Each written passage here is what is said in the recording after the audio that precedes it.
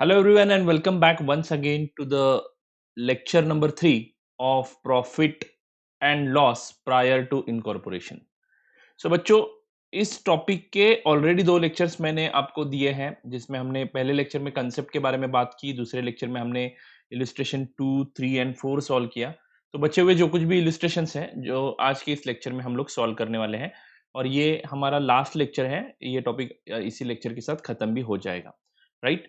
So let's go ahead, बच्चों. I think last illustration which we have solved is illustration number 4, right? So now please come to illustration number 5. But there is one mistake in institute's module. After illustration number 4, they have directly numbered this illustration as illustration 6. तो 5 number skip हो गए हैं. Anyway, it doesn't matter. I will call this illustration as illustration number 6 only.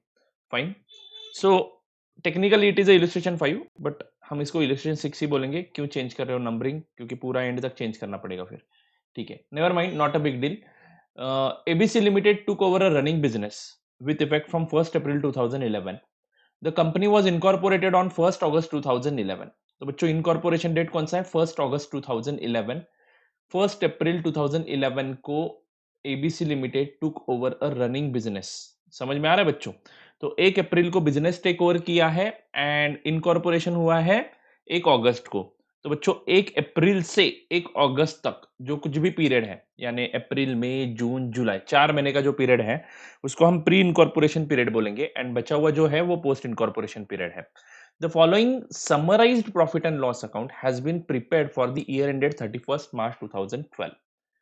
Salaries दिया है उसमें. पहले gross profit के बारे में बात करेंगे. Gross profit is directly given to you, जिसको सेल्स रेशियो में बांटना है. Salaries, stationery, travelling expenses, advertisement, miscellaneous expenses, miscellaneous trade expenses, rent, office building, electricity charges, directors fees, bad debts, commission to the selling agents, and tax audit fee, debenture interest, interest paid to the vendor, selling expenses, depreciation on fixed asset, and net profit. So these are the items of expenses.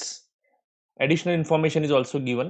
The sales for the year, sales for the year के sales के बारे में बात हो रही है, यानी total sales for the year which amounted to rupees 19,20,000 arose evenly up to the date of 30th September 2011.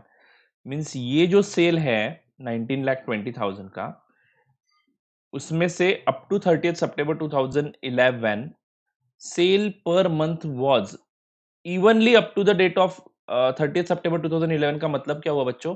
हर दिन सेम अमाउंट ऑफ सेल होता है, मतलब हर महीने सेम अमाउंट ऑफ सेल होता होगा, राइट? एंड उसके हिसाब से 6 महीने में क्या हुआ है? पहले 6 महीने में अप्रैल से 30th September तक की बात हो रही है. फर्स्ट 6 मंथ्स में बच्चों जो सेल हुआ है वो इवन हुआ है, मतलब हर महीने सेम सेल हुआ है. देयर आफ्टर उसके बाद क्या हुआ? नेक्स्ट 6 मंथ्स में क्या हुआ? They recorded an increase of 2/3 during the rest of the year. तो बच्चों, रेस्ट ऑफ द ईयर के लिए जो प्रीवियस कंपेरेटिव सेल था, हर महीने सेम हुआ करता था, उसके कंपैरिजन में रेस्ट ऑफ दी 6 मंथ्स में 2/3 इंक्रीज हुई है. ठीक है, तो ये एक सेल्स रेशियो निकालने के लिए दी गई इंफॉर्मेशन है. इसका यूज करके हम सेल्स रेशियो निकाल लेंगे. आगे बढ़ता हूं बच्चों. Rent of office building was paid at the rate of ₹2,000 per month up to September 2011. Not a big problem here. 2,000 per month into 6 months, right? But उसमें से 4 महीने का जो पीरियड है वो हमारा प्री इनकॉर्पोरेशन का पीरियड है. तो 4 महीने का रेंट यानी 8,000 रुपए आई थिंक प्री इनकॉर्पोरेशन में जाएंगे. बचा हुआ रेंट पोस्ट में जाएगा. लेकिन हुआ क्या है देखो, सितंबर के बाद अक्टूबर से up to September 2011 2000 was the rent. After that, thereafter it was increased by rupees 400 per month. So 2,400 will be the rent amount after September. Means October to March they have paid rent per month of rupees 2,400. I hope you are getting this. Traveling expenses include rupees 4,800 towards sales promotion. So whatever traveling expenses is here, what I will do, जहाँ जहाँ पे additional information है उसको हम tick mark करके रखते हैं, so that we can refer that additional information while dividing that expenditure.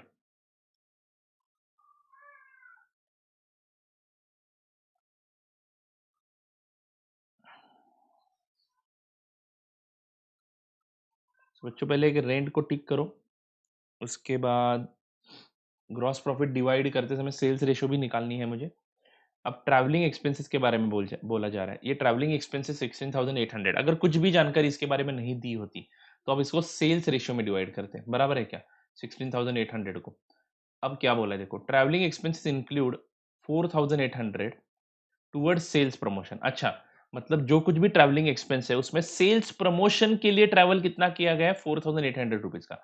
मतलब वो टोटल एक्सपेंडिचर में से 4,800 हम क्या करेंगे सेल्स के रेशो में डिस्ट्रीब्यूट करेंगे, एंड बचा हुआ टाइम रेशो के हिसाब से डिस्ट्रीब्यूट करेंगे। समझ में आ रहा है बच्चों? यस। आगे बढ़ता हूं। Depreciation include rupees 600 for asset acquired in the post incorporation period. So what is the total amount of depreciation? Let's see this here. Depreciation 9,600 है, यहाँ पे दिख रहा है आपको।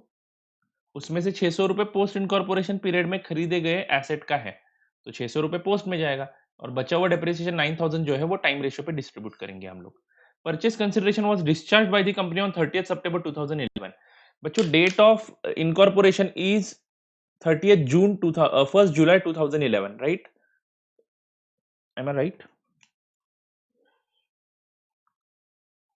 नहीं, 1 अगस्त 2011 है, तो 31 जुलाई तक का जो कुछ भी इंटरेस्ट है वो प्री इनकॉर्पोरेशन पीरियड में जाएगा, लेकिन पेमेंट 30 सितंबर के डेट को हुआ है, मतलब टोटल 30 सितंबर तक का इंटरेस्ट हम लोग पे करेंगे उस परचेस कंसिडरेशन पे। ठीक है, तो वो जो कुछ भी परचेस कंसिडरेशन ऊपर दिया है उस पे उसका पेमेंट हम 30 सितंबर को करने वाले हैं, तो इंटरेस्ट भी उतने अमाउंट का देना पड़ेगा हमें। ठीक है, तो इंटरेस्ट भी हम कंसिडर कर लेंगे। ठीक है, तो वो जो कुछ भी इंटरेस्ट डेबिट हुआ है पी एंड एल अकाउंट में उसको हमें डिवाइड करना पड़ेगा यूजिंग दिस इंफॉर्मेशन। सो हम एक काम करते हैं, इंटरेस्ट यहाँ पे कुछ है क्या? Yes, interest paid to vendor जो है इसको हमें डिवाइड करना है। ठीक है, pre incorporation and post incorporation period में, जिसके लिए हमें इंफॉर्मेशन यूज करनी है। Prepare statement of calculation of profits and allocation of expenses between pre and post incorporation period. चलो बच्चों फटाफट सॉल्व करना है। सॉल्यूशन टू इलस्ट्रेशन नंबर 6 ही बोलो, 5 मत लिखना।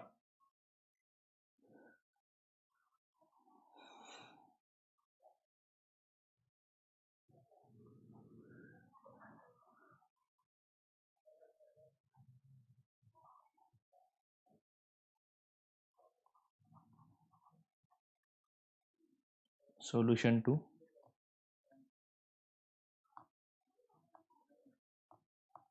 Illustration number 6, right? कंपनी का नाम जो कुछ भी है वो पहले लिखते हैं, ABC limited, right? So ABC limited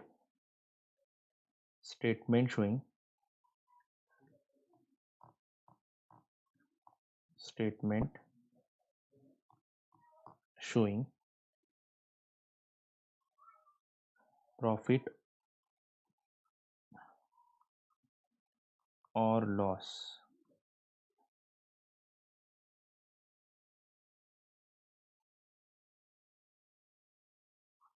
of pre and post incorporation।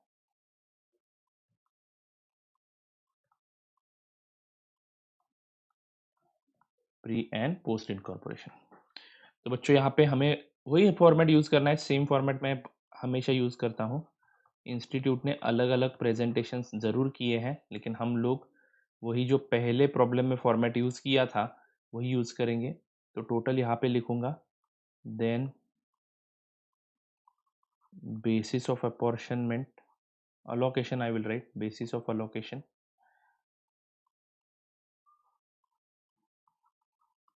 ठीक है बच्चों। देन प्री इनकॉर्पोरेशन कॉलम,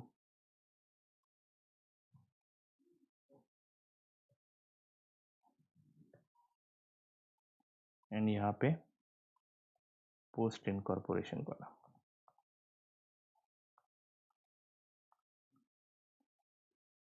अब शुरू करना है ग्रॉस प्रॉफिट से ही डायरेक्टली, तो पहला आइटम लिख देता हूँ बच्चों यहाँ पे ग्रॉस प्रॉफिट। आई होप आपका फॉर्मेट रेडी है।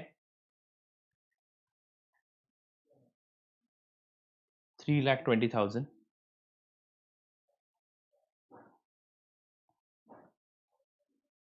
ठीक है बच्चों, अब इसको बांटना है हमें सेल्स के रेशियो में, तो सेल्स का रेशियो हमें निकालना पड़ेगा बच्चों। तो ये वर्किंग नोट के लिए एक 10-12 लाइन में छोड़ देता हूँ ब्लैंक एंड यहाँ पे लिख देता हूँ working note number 1 sales ratio.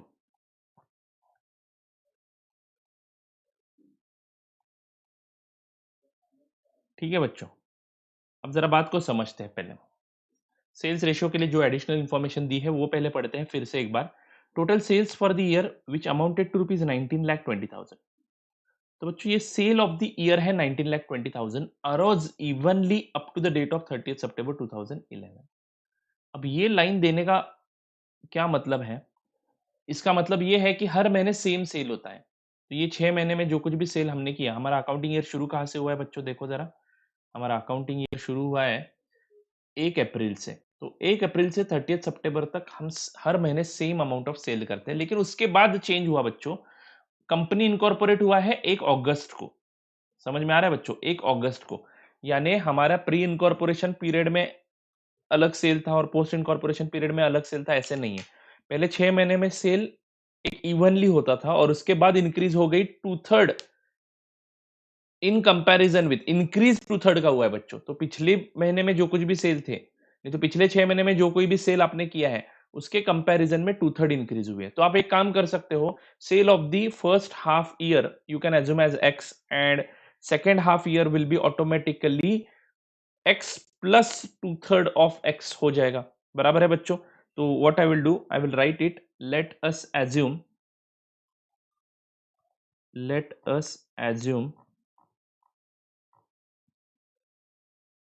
sale of first 6 months be x, right. तो इसी लॉजिक के हिसाब से जाता हूं तो सेकेंड हाफ में क्या हुआ है, सेल टू थर्ड से इंक्रीज हुआ है in comparison with first half sale. बराबर है ना? Therefore sale of second half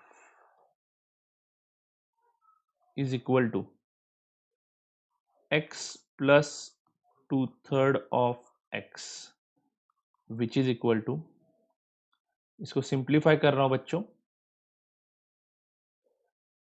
5/3x,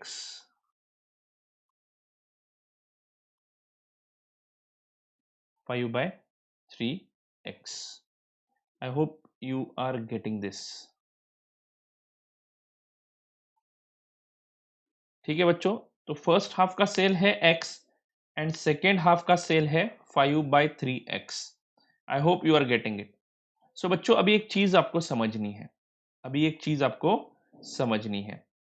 तो ये जो सेल मैंने निकाला 5/3x, ये सेकेंड हाफ का है, यानी सितंबर टू मार्च का। तो ये पूरा का पूरा जो सितंबर टू मार्च का पीरियड है वो कौन से पीरियड में आता है? प्री इनकॉर्पोरेशन में आता है या पोस्ट इनकॉर्पोरेशन में? 1 अगस्त के बाद जो कुछ भी है वो पोस्ट इनकॉर्पोरेशन में जाएगा। बराबर है क्या? तो अभी हमें ये सेल डिवाइड करना पड़ेगा। तो बच्चों काम करता हूं मैं, particulars right hand side 2 columns बनाता हूं। प्री इनकॉर्पोरेशन का एक कॉलम बनाना चाहूंगा एंड पोस्ट इनकॉर्पोरेशन का एक कॉलम बनाना चाहूंगा। तो पहले मैं लेता हूं point number a, sale of first half, जिसका पीरियड भी मैं यहाँ पे लिखना चाहूंगा 1/4/2011 से 30 सितंबर 2016 divided in pre and post. तो बच्चों सेल कितना है? Sale of first half, bracket में लिखता हूं एक्स, बराबर है इस पीरियड का। तो जो डिवाइड करने वाला हूं मैं अभी, तो क्या होगा, इन द रेशियो ऑफ बच्चों पूरे 6 महीने में 4 महीने प्री इनकॉर्पोरेशन पीरियड के हैं एंड 2 महीने पोस्ट इनकॉर्पोरेशन पीरियड के। अप्रैल मई जून जुलाई प्री में जाएगा and August and September post में जाएगा, ये पीरियड में से। समझ में आ रहा है बच्चों? हाँ, तो 4:2 में डिवाइड क्यों कर रहा हूँ, समझ में आ गया? हाँ, तो 4:2 मतलब 4/6, बराबर है ना? एंड x इंटू 4/6, करेक्ट है बच्चों? एंड यहाँ पे आएगा सॉरी, एक काम करता हूँ, ये ब्रैकेट में दिखाता हूँ कैलकुलेशन, x इंटू 4/6 एंड यहाँ पे आएगा x इंटू 2/6, तो 4/6x लिखता हूँ और यहाँ पे 2/6x लिखता हूँ, बराबर है। Point number b, sale of second half, ये पूरा का पूरा कहाँ पे जाएगा, पोस्ट इनकॉर्पोरेशन में, इसमें किसी को कुछ दिक्कत नहीं है। यानी ये 1 अक्टूबर से 31 मार्च 12 तक का पूरा सेल कितना है, वो 5/6x है। I hope you are getting it, sorry 5/3x है, 5/3x है। तो ये अगर मैं ऐड करता हूँ तो मेरे को प्री इनकॉर्पोरेशन का टोटल सेल का रेशियो मिल जाएगा, टोटल सेल, क्योंकि ये 4 महीने का हो गया ना, 4 महीने का हो गया, बराबर है। तो ये 4 महीने का सेल आ जाता है 4/6x, यहाँ पे कुछ है ही नहीं, तो 4/6x plus 0 is equal to 4/6x. Now I have to add these two numbers, 2/6x plus 5/3x, ठीक है। इसका बेस सेम करता हूँ बच्चों, तो ये करने के लिए मैं 2/6 प्लस 5/3 को कैसे कर सकता हूँ, इसको 2 से मल्टीप्लाई करता हूँ तो ये 10/6 हो जाएगा, करेक्ट है बच्चों। हाँ, 5/3 मतलब ही 10/6, करेक्ट है ना। हाँ, तो मैंने कॉमन बेस कर दिया, यहाँ पे 12 हो जाएगा, फिर ऐड कर सकता हूँ मैं अभी, 12x divided by 6, is it right. हाँ, तो बच्चों यहाँ पे लिखता हूँ 12x/6, 12/6x, करेक्ट है बच्चों। हाँ, तो अभी ये रेशियो जो है पॉइंट नंबर डी में लिखता हूँ सेल्स रेशियो। तो मुझे ये पता चला कि इस रेशियो में सेल होनी चाहिए, कौन से रेशियो में, 4/6 is to 12/6, और else you can write 4 is to 12, that is 1:3,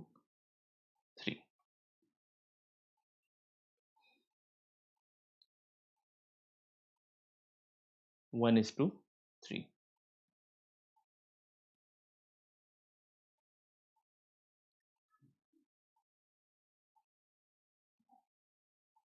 तो बच्चों इस प्रकार से आप प्रेजेंट कर सकते हो, नहीं तो आप एवरेज मंथली सेल एज्यूम करके भी कर सकते हो, जैसे कि प्री इनकॉर्पोरेशन का average monthly cell x assume करते हो, तो पोस्ट सॉरी पहले 6 मंथ्स का एक्स एज्यूम करते हो, तो अगले 6 मंथ्स का एवरेज मंथली सेल हो जाएगा 5/6x।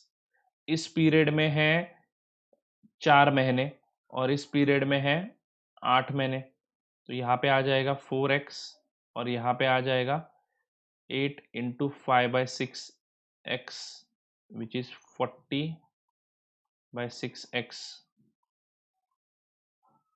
4x is to 40/6x, ठीक है। तो इसको आप फर्दर सिंप्लीफाई करोगे तो आपका आंसर आ जाएगा। इंस्टीट्यूट ने यही तरीका यूज किया है, मैं आपको दिखाना चाहूंगा।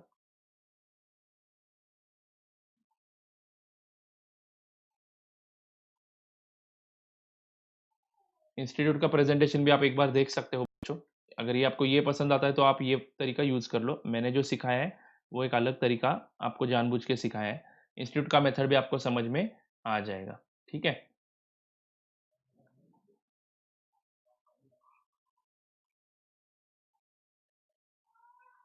चलो, आई होप आपको समझ में आ गया है। उस केस में अभी जो मैंने एक्सप्लेनेशन दिया उस केस में मैंने एक गलती क्या कर दी, प्री पोस्ट में नहीं बांटना है, पहले पहले फर्स्ट 6 मंथ्स का सेल, फर्स्ट 6 मंथ्स का सेल एक्स मान रहा हूँ मैं, सॉरी मैंने वहाँ पे गलती कर दी। एंड सेकेंड 6 मंथ्स का जो सेल है वो हो जाएगा 5/6x, यहाँ तक सेम है, ठीक है। अब फर्स्ट 6 मंथ्स का जो सेल है एक्स, वो हमें बांटना है 4:2 रेशियो में। वही किया क्या हमने? Yes, I have used the same method. But what institute has done, I will explain that first to you. Let the monthly sales for the first 6 months be x. तो उन्होंने ये टोटल 6 महीने का सेल 6x किया। हाँ, monthly cell उन्होंने x assume किया है, ठीक है बच्चों, मंथली सेल उन्होंने x एज्यूम किया है, तो 6x हो जाएगा पहले 6 महीने का सेल। और मैंने क्या किया था, 6 मंथ्स का सेल मैंने x एज्यूम किया था, तो मैंने इसको डिवाइड किया 4 मंथ्स में एंड 2 मंथ्स में, इसीलिए मेरा 4/6 एक्स आ गया पहले प्री इनकॉर्पोरेशन पीरियड का एंड 2/6x आ गया पोस्ट इनकॉर्पोरेशन पीरियड का, फर्स्ट 6 मंथ्स में से। और जो सेकेंड 6 मंथ्स का सेल है वो मैंने पूरा का पूरा पोस्ट में लिख दिया। अब इन्होंने क्या किया, monthly cell for next 6 months इन्होंने कैसे निकाला, देखो एक्स जो हमारा पुराना वाला सेल है बराबर है क्या, हर महीने का, उसमें इंक्रीज कितनी की हो गई, 2/3 हो गई, तो ये 2/3 एक्स उन्होंने ऐड कर दिया, तो 5/3 एक्स, ऐसा उन्होंने हर महीने का सेल निकाला। अब हर महीने का 5/3 एक्स है, ऐसे 6 महीने हैं तो 10x यहाँ पे हो गया। तो इन्होंने क्या बोला कि पहले 6 मंथ्स का सेल है 6x और दूसरे 6 महीने का सेल है 10x, बट ये 6 महीने का सेल हमें प्री एंड पोस्ट में बांटना पड़ेगा, ये तो पूरा का पूरा पोस्ट में जाएगा, तो ये 6 महीने का प्री एंड पोस्ट में बांटूंगा मैं 4:2 रेशियो में, तो 4/6 एंड 2/6, तो 4/6 के हिसाब से बच्चों 4x यहाँ पे जाएगा प्री में एंड 2x पोस्ट में जाएगा और ये 10x भी पोस्ट में आएगा, बराबर है। तो ये रेशियो हो जाएगा 12x और ये रेशियो हो जाएगा 4x, तो 4x:12x आपको ये डायरेक्टली रेशियो मिल सकता है। ठीक है, तो इस प्रकार से आप ये इंस्टीट्यूट का प्रेजेंटेशन फॉलो कर सकते हो। ठीक है, आई होप आपको ये समझ में आ चुका है। फाइन, तो सेल्स रेशियो मिल गया हमें 4:12 और यू कैन राइट 1:3। तो बच्चों अभी आपके सामने ये फॉर्मेट रेडी है, मैं एक एक करके डिक्टेट करता हूं, आप लोग लिखते जाना। ग्रॉस प्रॉफिट है 3:2 जिसको मैं डिवाइड करूंगा सेल्स रेशियो में, तो जो है 1:3। चलो फटाफट फटाफट डिवाइड करो सेल्स रेशियो में, 1:3 में ग्रॉस प्रॉफिट 3,20,000 का डिवाइड करना है 1:3 में, आंसर आ जाता है 80,000 एंड 2,40,000। ठीक है बच्चों, अब एक्सपेंसेस माइनस करना शुरू करते हैं। अब एक्सपेंसेस माइनस करना शुरू करते हैं। पहला एक्सपेंस है सैलरीज। सैलरीज के बारे में कोई नोट नहीं है तो टाइम रेशियो में यूज करूंगा, तो उसके लिए मुझे टाइम रेशियो का वर्किंग नोट दिखाना पड़ेगा। बच्चों ये दोनों वर्किंग नोट दिखाना बहुत जरूरी है। Working note number 2, time ratio. Time ratio pre incorporation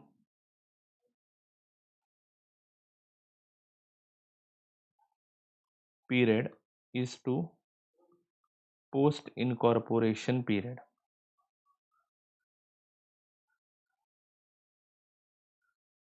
pre incorporation period शुरू होता है 1/4/11 to 31 July 11 is to 18/11 to 31 March 12। बच्चों ये आता है 4 महीने और ये आता है 8 महीने, तो 4:8 इज द टाइम रेशियो, यानी 1:2 इज द टाइम रेशियो। तो सैलरीज फटाक से डिवाइड करते हैं, यहाँ पे लिखता हूँ बच्चों लेस एक्सपेंसेस, जिसमें पहला एक्सपेंस आप लिख लो सैलरी जो है 48,000 रुपीज़। टाइम के हिसाब से मैं बांटूंगा इसको, टाइम रेशो क्या है 1:2, तो 48,000 को 1:2 में डिवाइड करते हो तो 16,000 जाएगा प्री में एंड 32,000 जाएगा पोस्ट वाला में। अब सैलरी के बाद दूसरा खर्चा है स्टेशनरी। स्टेशनरी का और सेल्स का कोई रिलेशन है क्या, आंसर इज नो। तो स्टेशनरी भी बच्चों हम टाइम रेशियो के हिसाब से डिस्ट्रीब्यूट करेंगे इसी सेम रेशियो में and amount would be 1600।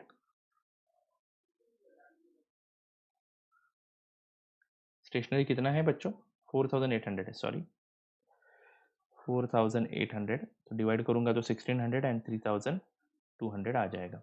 Stationery के बाद अगला खर्चा है travelling expenses 16,800।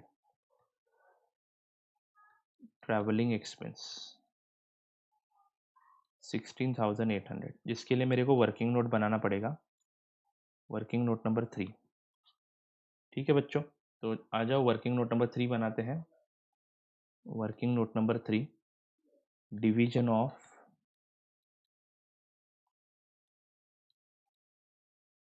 Travelling expense, division of travelling expense.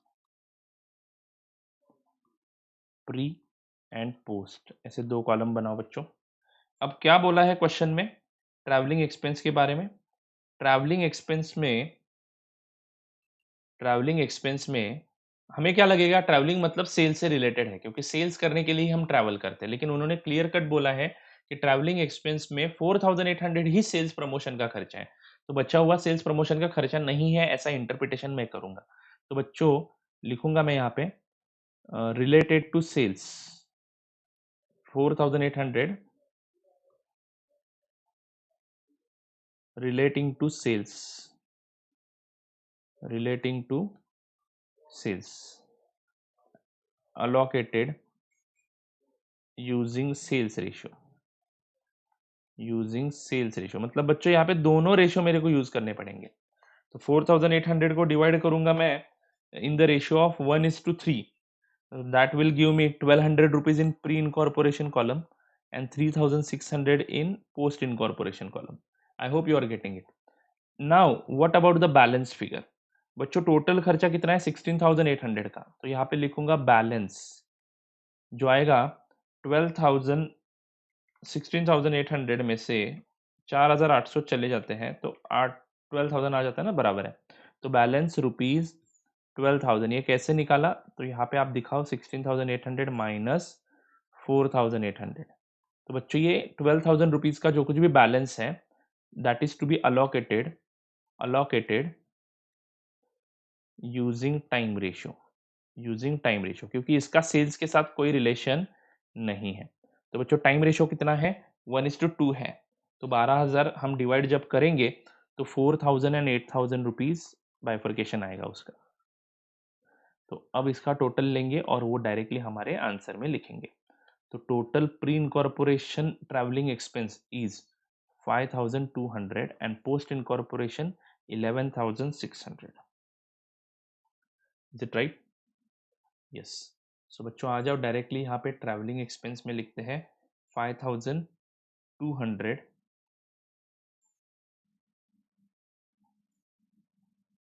And 11,600।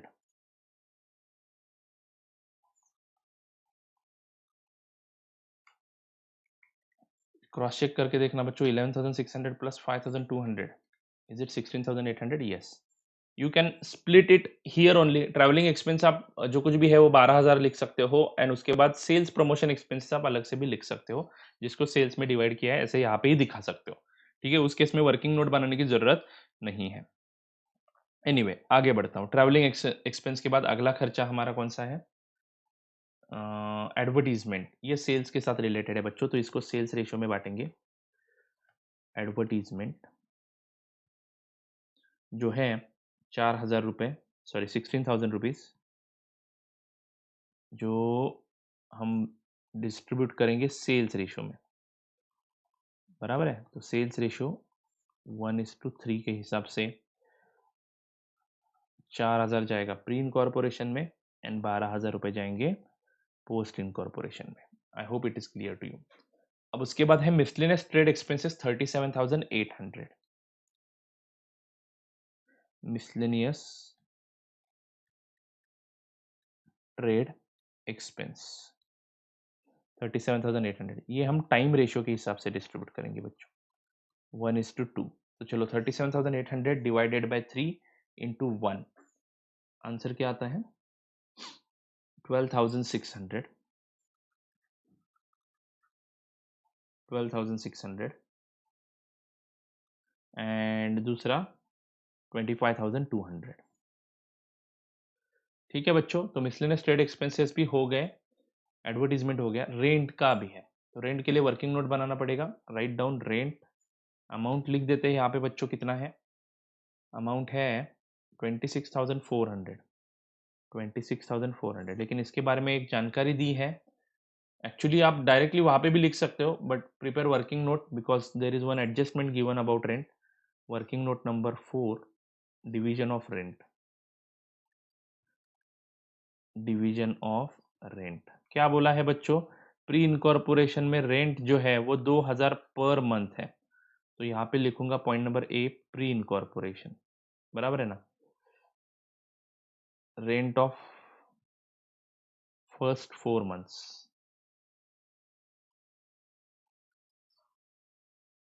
2,000 रुपये इंटू 4 महीने यानी 8,000 रुपये प्री इनकॉर्पोरेशन कॉलम में जाएगा। Point number B, rent of next 8 months,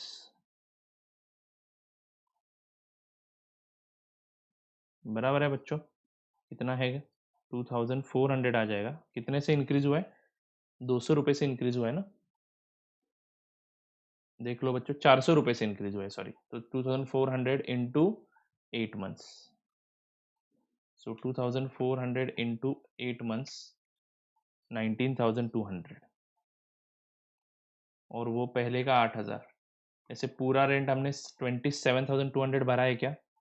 यहाँ पे देख लो रेंट कितना खर्चा है, 26,400 आ रहा है।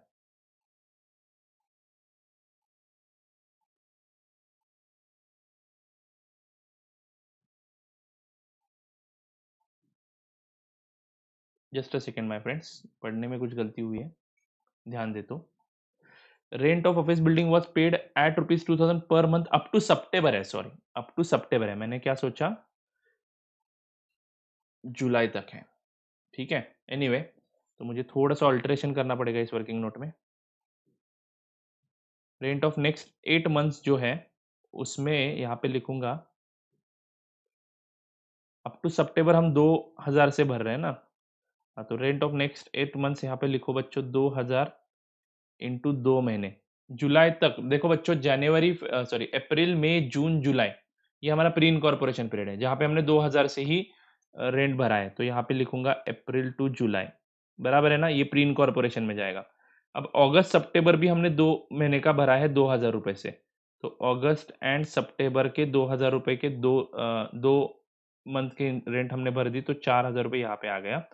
एंड उसके बाद हमने जो इंक्रीज करी 2,400 रुपये इंटू 6 महीने का रेंट, यानी अक्टूबर टू मार्च, ऐसे 6 महीने का रेंट हमने 2,400 से भर दिया। सो 2,400 इंटू 6, ये हो गया 12 महीने का रेंट, अभी 14,400। अब मैच होगा देखो रेंट। तो बच्चों यहाँ पे पॉइंट नंबर सी, टोटल लेता हूँ 8,000 एंड 14,400 प्लस 4,000, तो बच्चों 18,400 is the rent of post incorporation, and pre incorporation का 8,000, ऐसे मिला के हो जाएगा 26,400। क्रॉस चेकिंग के कारण आपको अगर कोई मिस्टेक होता है कैलकुलेशन में पढ़ने में तो वो आप क्लियर कर सकते हो। तो बच्चों यहाँ पे रेंट 26,400 आया है। ये वर्किंग नोट नंबर 4 में मैंने दिखाया है, जिसमें से पहले कॉलम में आ जाता है 8,000 रुपये और दूसरे कॉलम में आ जाता है 18,400। ठीक है बच्चों, चलो आगे बढ़ते हैं। रेंट का एडजस्टमेंट खत्म हो गया। अब उसके बाद आता है इलेक्ट्रिसिटी चार्जेस, डायरेक्टर्स फीस, लंबा क्वेश्चन है। Electricity charges,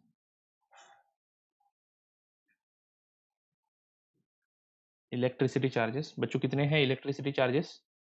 4,200। तो चलो 4,200 को टाइम रेशियो में डिस्ट्रीब्यूट करेंगे बच्चों, क्योंकि इलेक्ट्रिसिटी का और सेल्स का कोई रिलेशन नहीं है। तो चलो इलेक्ट्रिसिटी चार्जेस टाइम रेशियो में, यानी 1:2 में डिवाइड करना फटाफट।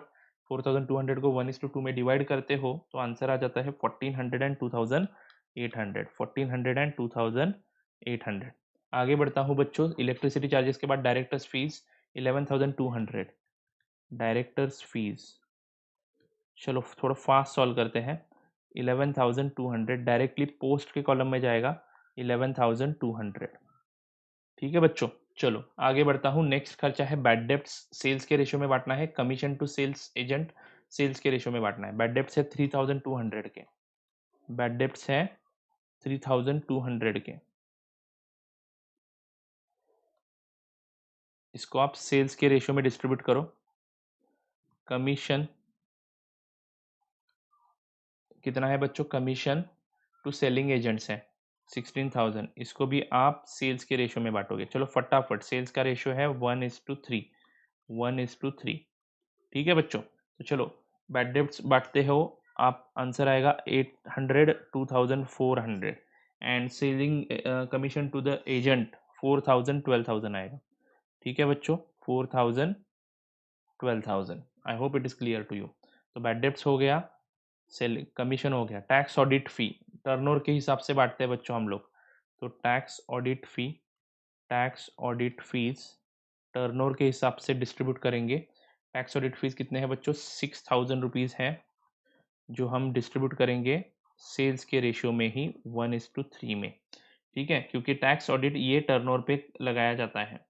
ठीक है, 1500 4500, 1500 एंड 4500। अच्छा, आगे बढ़ते हैं। इसमें बहुत सारे खर्चे आपके कवर हो जाएंगे बच्चों, ये क्वेश्चन रिवीजन में जरूर लाना आपको। डिबेंचर इंटरेस्ट, नेक्स्ट है debenture interest. Debenture interest post incorporation column में ही जाएगा पूरा का पूरा। कितना है amount, just a second. Debenture interest है बच्चों 3000 रुपए, वो पूरा का पूरा जाएगा पोस्ट इनकॉर्पोरेशन कॉलम में। ठीक है, यहाँ पे डैश पोस्ट इनकॉर्पोरेशन कॉलम में 3000, क्योंकि डिवेंचर्स कंपनी ने इशू किए हैं। आगे बढ़ता हूँ बच्चों, interest paid to the vendors 4200, इसके बारे में एडजस्टमेंट दिया है, कुछ एडिशनल इंफॉर्मेशन दिया है। पहले इंटरेस्ट लिख देता हूँ यहाँ पे, कितना है 4200। बच्चों पेमेंट कौन से तारीख को हुआ है, 30 सितंबर को। तो बच्चों ये जो इंटरेस्ट है वो टोटल 6 महीने का इंटरेस्ट है, उसमें से 4 महीने का प्री होना चाहिए। Write down working note number 5, division of interest, division of interest लिखो। Interest is ₹4200 for 6 months, for 6 months, because amount is paid on 30th September, that is from 1st April 11 to 30th September 11, is it right? So pre-incorporation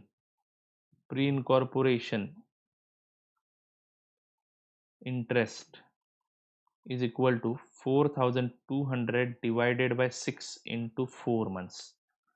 तो बच्चों यहाँ पे time ratio use करेंगे, लेकिन अलग वाला 4:2 वाला। सो 4200 डिवाइडेड बाय 6 इंटू 4, तो बच्चों 2800 जाएगा प्री इनकॉर्पोरेशन कॉलम में। And post incorporation interest is equal to 4200 divided by 6 into 2। सो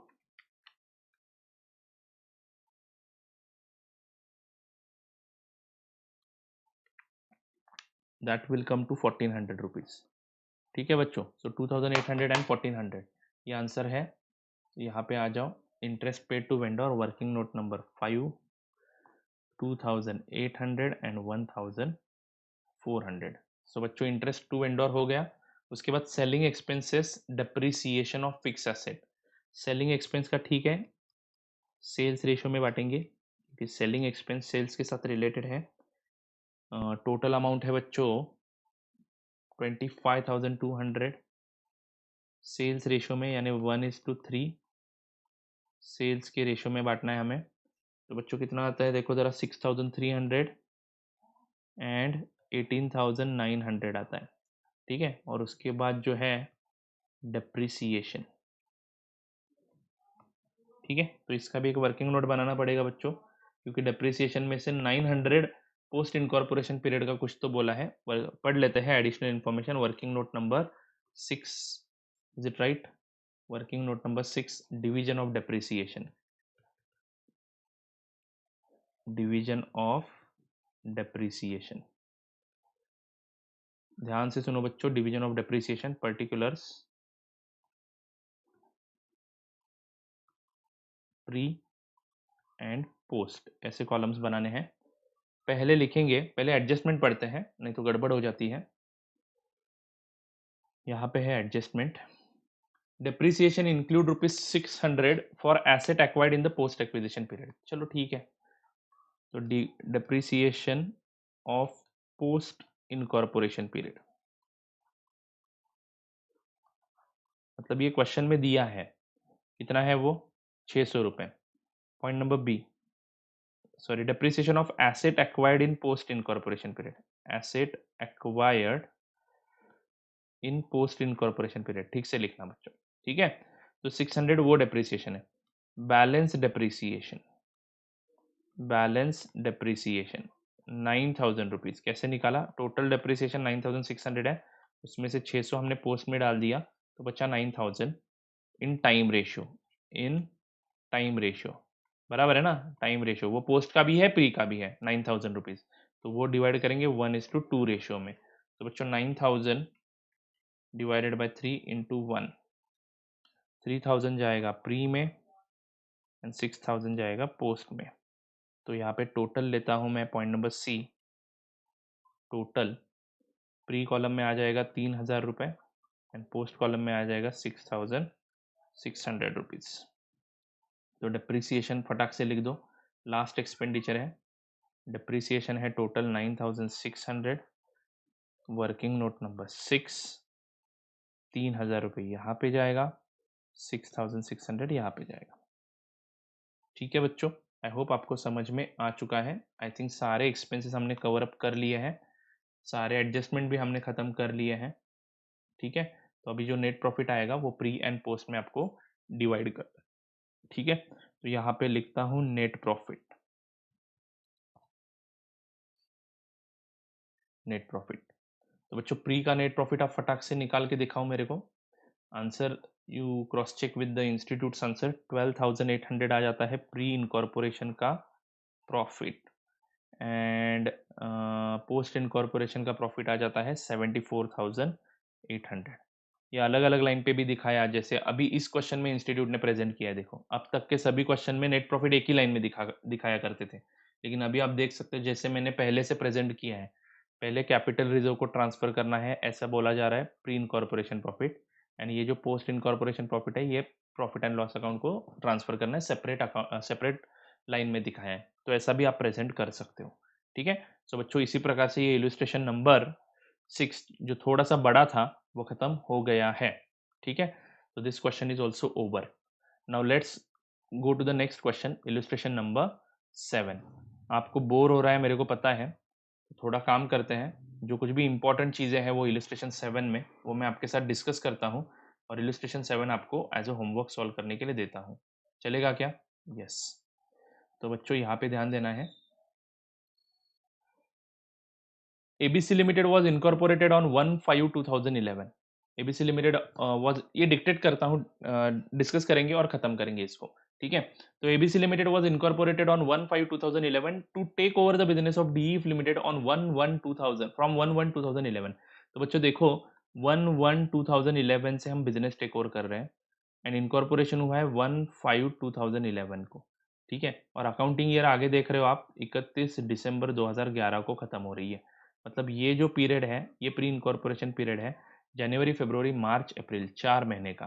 ठीक है, मई से दिसंबर तक, 1 मई से, बराबर है ना, तो मई पूरा आ जाएगा, मई से दिसंबर तक यानी 8 महीने पोस्ट इनकॉर्पोरेशन में जाएंगे।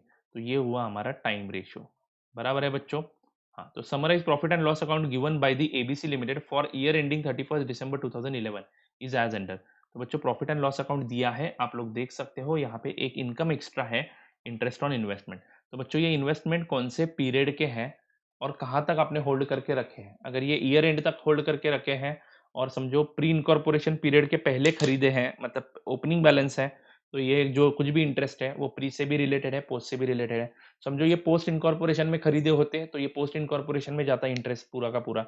समझो ये प्री इनकॉर्पोरेशन पीरियड के एंड में बेचते हो तो इन्वेस्टमेंट पे जो कुछ भी इंटरेस्ट मिला है वो अप टू दैट डेट होगा। देखते हैं एडिशनल इन्फॉर्मेशन क्या दी है, नहीं दिया है कुछ भी तो टाइम रेशियो के हिसाब से हम डिस्ट्रीब्यूशन कर लेंगे। रेंट एंड टैक्सेस है, सैलरीज इंक्लूडिंग मैनेजर सैलरी 85,000 है, कैरेज आउटवर्ड है बच्चों, printing and stationery, interest on debenture, sales commission, bad debts which is related to the sales बोला है, अंडर राइटर्स कमीशन है जो कंपनी का खर्चा दिख रहा है, प्रिलिमिनरी एक्सपेंसेस ये पोस्ट में जाएगा ये पोस्ट में जाएगा, ऑडिट फीस देखना पड़ेगा कि कौन सी ऑडिट फी है, loss on sale of investment यानी इन्वेस्टमेंट बेचे हैं ये कौन से कॉलम में जाएगा देखना पड़ेगा। ठीक है बच्चों, तो यहाँ पे नए आइटम्स कौन से हैं वो हाईलाइट करवाता हूँ आपको। ये इंटरेस्ट एक है, ये मैनेजर सैलरी एक यहाँ पे आपको अलग दिख रहा है। ठीक है बच्चों बाकी कैरेज आउटवर्ड वगैरह ठीक है। इंटरेस्ट ऑन डिवेंचर ये पोस्ट में जाएगा, सेल्स कमीशन देखा है आपने, बैड डेब्ट्स देखा है, अंडर राइटर कमीशन एक नया एडजस्टमेंट है, ठीक है। तो ये आप जरा ध्यान में रखना। Loss on sale of investment भी एक नया आइटम है यहाँ पे। Prepare statement showing allocation of expenses and calculation of pre incorporation and post incorporation profit after considering the following information. GP ratio was constant through out the year. बच्चों इस statement का मतलब क्या है कि आप पूरे साल में सेम रेट से प्रॉफिट कमाते हो, यानी आपका जीपी रेशियो, यानी सेल्स आपका प्री एंड पोस्ट में अगर आप डिवाइड करते हो, अभी तक के जितने क्वेश्चन हमने सॉल्व किए उस सभी क्वेश्चन में हमारा ये एजम्पशन था बच्चों कि जीपी रेशियो कांस्टेंट है। लेकिन जीपी रेशियो बदल जाता है तो आपका आंसर भी बदल जाएगा बच्चों। जैसे कि समझो हर महीने में 1000 का सेल करता हूं, तो मेरा प्री इनकॉर्पोरेशन पीरियड कितने का है, 4 महीने का है, एंड पोस्ट इनकॉर्पोरेशन कितने महीने का है, 8 महीने का, बराबर है ना। तो यहाँ पे सेल हो जाएगा 4000 रुपए और यहाँ पे सेल हो जाएगा 8000 रुपए। समझो इन दोनों पीरियड्स में, प्री इनकॉर्पोरेशन में जब आप थे तो सेल्स का समझो 20% कमाते हो, एंड पोस्ट इनकॉर्पोरेशन में समझो आप सेल्स का 25% कमाते हो, तो जीपी का रेशियो पूरा का पूरा बदल जाएगा। देखो 4000 पे 20% आप कमाते हो, यानी प्री इनकॉर्पोरेशन में आप 800 रुपए कमाते हो, वेरस पोस्ट इनकॉर्पोरेशन में 8000 इंटू 25% कमाते हो, यानी 2000 रुपए कमाते हो। समझ में आ रहा है क्या बच्चों? तो ये जो सेल्स का रेशियो है वो आपके जीपी के रेशियो में नहीं दिख रहा है, बराबर है ना। यहाँ पे रेशियो कितना है, 1:2 है, 4000 8000, बराबर है ना। तो 1:2 रेशियो हुआ। सेल भी कांस्टेंट माना मैंने, as well as GP ratio भी कांस्टेंट माना, तो 1:2 रेशियो हुआ। लेकिन जीपी रेशियो अगर मैं चेंज करता हूं तो मेरा ग्रॉस प्रॉफिट का रेशियो चेंज हो जाता है। देखो अभी ये 800:2000 हो रहा है, 800:2000 हो रहा है। अगर इसको मैं 2 से डिवाइड करूं, 20 से डिवाइड करूं, 800 डिवाइडेड बाय 200 करता हूं बेस्ट में, तो ये 4 दिखेगा, बराबर है। और 2000 को डिवाइडेड बाय 200 करता हूं तो ये 10 दिखना शुरू हो जाएगा। तो नया रेशियो हो जाएगा 4:10। ये जीपी का रेशियो हो जाएगा बच्चों 4:10, because GP is different different. Sales का रेशियो क्या है, 1:2 है, ये 4:10 हो रहा है, 4:10 हो रहा है। इसको और सिंप्लीफाई करना चाहते हो तो 2:5 कर सकते हो, ठीक है। तो ये 1:10 जो सेल्स का रेशियो है वो जीपी का रेशियो 2:5 हो रहा है। समझ में आ रहा है क्यों बदल रहा है? क्योंकि ये जीपी रेशियो अलग अलग है, लेकिन इसको कांस्टेंट रखता हूं। देखो ऊपर के सभी क्वेश्चन हमने ये एजम्पशन लगा के सॉल्व किए हैं। इसको अगर मैं कांस्टेंट रखता हूं तो 20% रखता हूं, तो ये मेरा प्रॉफिट कितना आ जाएगा, ये 800 रुपए हो जाएगा, और ये 8000 का 20%, 8000 का 20%, ये 1600 रुपीज हो जाएगा, बराबर है क्या।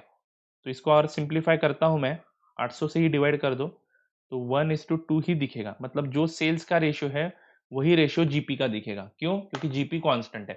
अभी तक आपने सेल्स रेशियो से ही जीपी डिवाइड किया है, क्योंकि आप मान रहे थे कि GP ratio pre incorporation period में as well as post incorporation period में सेम है, ऐसे आप मान रहे थे। लेकिन ये अगर चेंज हो जाता है तो आपका आंसर पूरा चेंज हो जाएगा। सिर्फ जीपी डिस्ट्रीब्यूट करने के लिए आपको जीपी रेशियो यूज करना पड़ेगा फिर, ठीक है। देखते हैं आगे एक क्वेश्चन है उसमें ये फर्दर मैं डिस्कशन करने वाला हूँ, ठीक है। तो GP ratio was constant through out the year, ठीक है, नो प्रॉब्लम। इसका मतलब आप सेल्स रेशियो ही यूज कर सकते हो।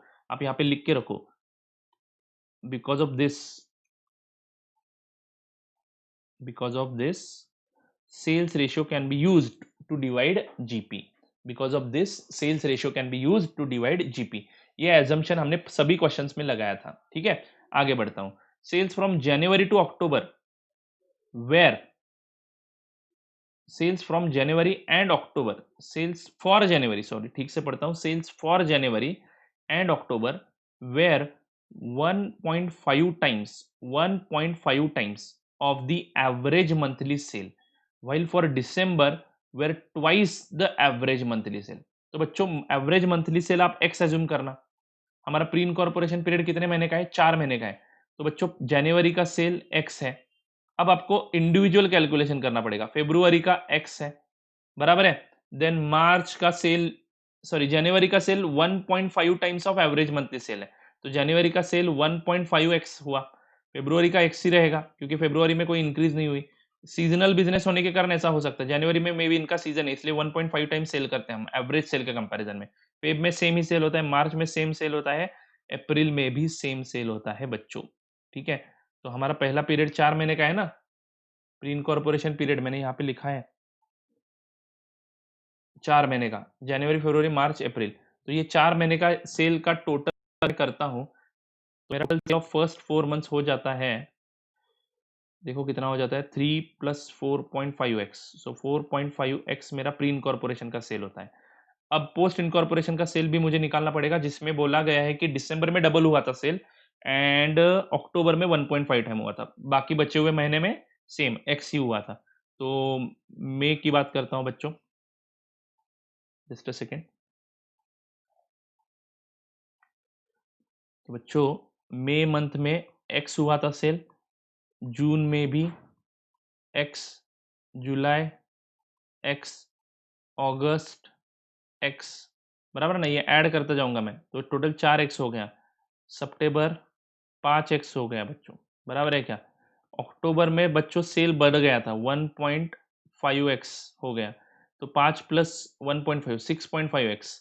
नवंबर में सेम रह गया x, दिसंबर में डबल हो गया, फिर से दिसंबर में डबल हो गया। तो बच्चों ये आ गए क्या, बचे हुए 8 महीने, 8 महीने का सेल हो गया, सॉरी दिसंबर में डबल हो गया, तो 2.2x करूंगा मैं बच्चों। तो कितना होता है, कितने एक्स है देखो, 1 2 3 4 5 6, तो 6x plus 1.5x plus 2x, तो 7.5 8 9.5, तो 9.5x टोटल हुआ पोस्ट इनकॉर्पोरेशन पीरियड का। तो प्री इनकॉर्पोरेशन का सेल हो गया 4.5x एंड पोस्ट इनकॉर्पोरेशन का हो गया 9.5x।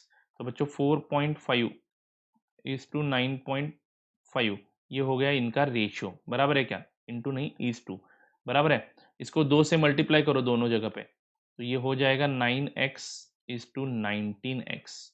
तो ये अपना सेल्स रेशियो आएगा 9:19। ठीक है बच्चों, तो सेल्स रेशियो 9:19 है, टाइम रेशियो 4:8 है, 4:8 यानी 1:2। ठीक है, तो आप लोग डिसाइड कर लोगे कि कैसे डिस्ट्रीब्यूशन करना है। तो बच्चों रेंट एंड टैक्सेस, हाँ पहले पूरा क्वेश्चन पढ़ लेते हैं फिर बात करते हैं। Bad debts are shown after adjusting a recovery of 7,000 of bad debts. ध्यान से पढ़ रहा हूं बच्चों, आप भी ध्यान दे दो। Bad debts are shown after adjusting recovery of ₹7,000। ये 7,000 रुपए की जब बैड डेब्ट्स की रिकवरी होती है, तो बच्चों एंट्री क्या होगी, बैड डेब्ट्स की रिकवरी मतलब पहले हमने इसको बैड डेब्ट्स घोषित कर दिया था इन जुलाई 2010, यानी पिछले साल में हमने इसको बैड डेब्ट्स घोषित कर दिया था। अब इस साल में वो पैसे हमें मिले हैं वापस। जब बैड डेब्ट्स घोषित किया था तब आपने एंट्री क्या की थी, bad debts account debit to debtors account, यानी डेटर्स आपने कम कर दिए उस वक्त, और बैड डेब्ट्स नाम का खर्चा दिखा दिया जो पी एंड एल को ट्रांसफर किया, P and L account debit to bad debts. यानी इस दोनों की शॉर्टकट एंट्री क्या होगी, profit and loss account debit to debtors, debtors को ही राइट ऑफ कर दिया आपने। अब वो डेटर हमारे बुक में है ही नहीं, लेकिन वो अच्छा डेटर है, उसने हमें 7,000 रुपए ला के दिए, तो पैसे लूंगा मैं बोलूंगा कि उसको कि मेरे बैड डेब्ट्स मैंने आपको डिक्लेयर कर दिया है तो आप मत दो, नहीं मैं पैसे लूंगा, तो बैंक में मेरे पैसे जमा हो जाएंगे 7,000 रुपए। लेकिन क्रेडिट करने के लिए यहाँ पे डेटर का बैलेंस है ही नहीं, क्योंकि डेटर का बैलेंस मैंने पिछले साल राइट ऑफ कर दिया था। तो इस केस में मैं एक नया अकाउंट ओपन करूंगा, bad debts recovered account, bad debts recovered account. By the way बच्चों ये इनकम दिखाना चाहिए था 7,000 रुपए, क्योंकि पिछले साल आपने खर्चा दिखा के उसको जीरो किया था, बराबर है। तो अब इसको इनकम दिखाने की बारी आ चुकी है, लेकिन आपने क्या किया कि आपका जो कुछ भी बैड डेब्ट्स है, इस साल का जो बैड डेब्ट्स है, 2011 का जो बैड डेब्ट्स है, उसमें से ये 7,000 रुपए माइनस करके दिखाए हैं, मतलब इनकम एक्सपेंस में से माइनस करके दिखाएं। तो यहाँ पे जो बैड डेब्ट्स आपको दिख रहे हैं 91,000, एक्चुअली ये बैड डेब्ट्स थे 91,000 प्लस 7,000, यानी 98,000 के बैड डेब्ट्स थे। ठीक है, एक्चुअली यहाँ पे 98,000 लिखते आप, और यहाँ पे बाय बैड डेब्ट्स रिकवर्ड लिखना चाहिए था आपको। ठीक है, ये इनकम सेपरेटली दिखाना चाहिए था, और ये एक्सपेंडिचर आप ग्रॉस अमाउंट पे दिखाते फिर उस केस में। तो आप ऐसा प्रेजेंटेशन आप समझ लो, अभी आपके पी एंड एल अकाउंट में आप ऐसा प्रेजेंटेशन कर लो, बैड डेब्ट्स रिकवर्ड आप अलग से दिखाओ। ये कौन से कॉलम में जाएंगे, प्री के या पोस्ट के, ऑब्वियसली ये प्री के कॉलम में जाएंगे, क्योंकि ये बैड डेब्ट्स कौन से पीरियड के हैं, रिकवर जो हुए हैं वो बैड डेब्ट्स 2010 का रिकवर हुआ है, अब मतलब ये प्री का इनकम है, समझ में आ रहा है क्या, तो ये प्री कॉलम में जाएगा। अब ये 98,000 का डिवीजन हमें करना है सेल्स के रेशो में। ठीक है, तो आपको वर्किंग नोट दिखाना चाहूंगा मैं यही अभी, ये क्वेश्चन आप एज अ होमवर्क सॉल्व करने वाले हो बच्चों। ठीक है, तो बैड डेब्ट्स का वर्किंग नोट, सेल्स रेशियो देखो बच्चों 9:19 आ गया। ठीक है, सेल्स रेशियो 9:19 आ चुका है। अब बैड डेब्ट्स रिकवर्ड की बात करूंगा मैं, बैड डेब्ट्स का वर्किंग नोट इन्होंने दिखाया ही नहीं है, एनीवे नेवर माइंड, यहाँ पे ही दिखाया होगा मे बी, चलो यहाँ पे ही देख लो। हाँ तो बच्चों देखो, इन्होंने बैड डेब्ट्स रिकवर्ड इनकम में दिखाया है 7,000 रुपए। ठीक है, तो ये आ गया इनकम में 7,000 रुपए, लेकिन कौन से कॉलम में, प्री में, क्योंकि 2010 का बैड डेब्ट्स है।